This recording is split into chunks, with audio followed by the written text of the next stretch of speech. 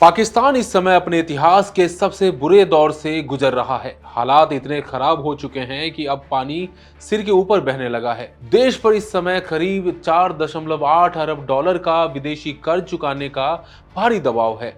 लेकिन कर्ज चुकाना तो दूर, अब दुनिया के बड़े बड़े निवेशकों का भरोसा भी पाकिस्तान से पूरी तरह से उठ चुका है। नतीजा ये है कि विदेशी निवेश यानी एफडीआई तेजी से पाताललोक में जा रहा है। कई बड़ी देसी और विदेशी कंपनियां पाक छोड़कर जा रही हैं। जानकार इस स्थिति के लिए उसकी विकास की जगह जिहादी सोच वाली पॉलिसीज को दोष दे रहे हैं। आइए जानते हैं इस नापाक बर्बादी की पूरी कहानी। नमस्कार, मैं हूं आदित्य।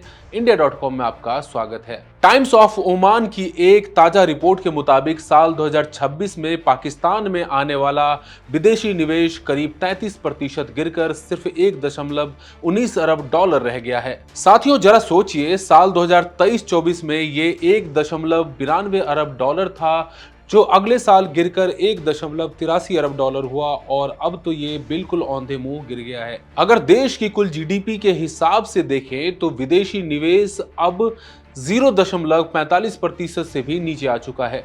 बाहर का कोई भी देश अब पाकिस्तान में 1 रुपया भी लगाने को तैयार नहीं है। माहौल इतना खराब है कि कई मल्टीनेशनल कंपनियां अब बोरिया बिस्तर समेटकर पाकिस्तान छोड़ रही हैं। साथियों, हाल ही में मशहूर कंपनी पीएनजी ने अपना मैन्युफैक्चरिंग यूनिट वहां पर बंद करने का फैसला ले लिया।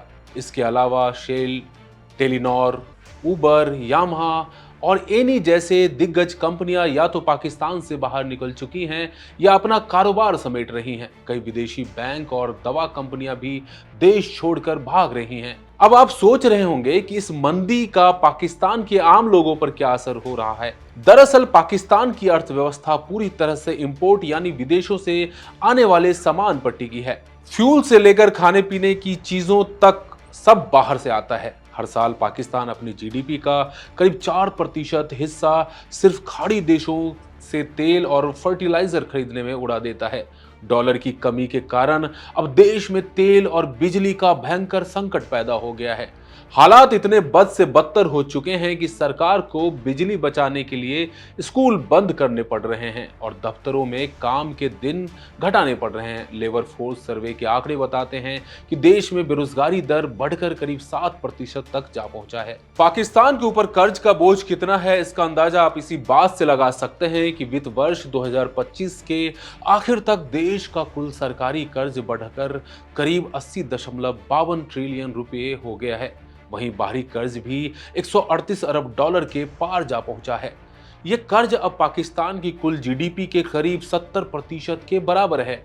आर्थिक जानकारों का साफ कहना है कि अगर पाकिस्तान ने समय रहते अपनी आदतें सुधारी होती और कट्टरवाद, आतंकवाद या जिहादी सोच को पनपने नहीं देता और उसकी जगह विकास और आर्थिक सुधारों पर ध्यान दिया होता, तो आज वो कंगाली की कगार पर नहीं खड़ा होता।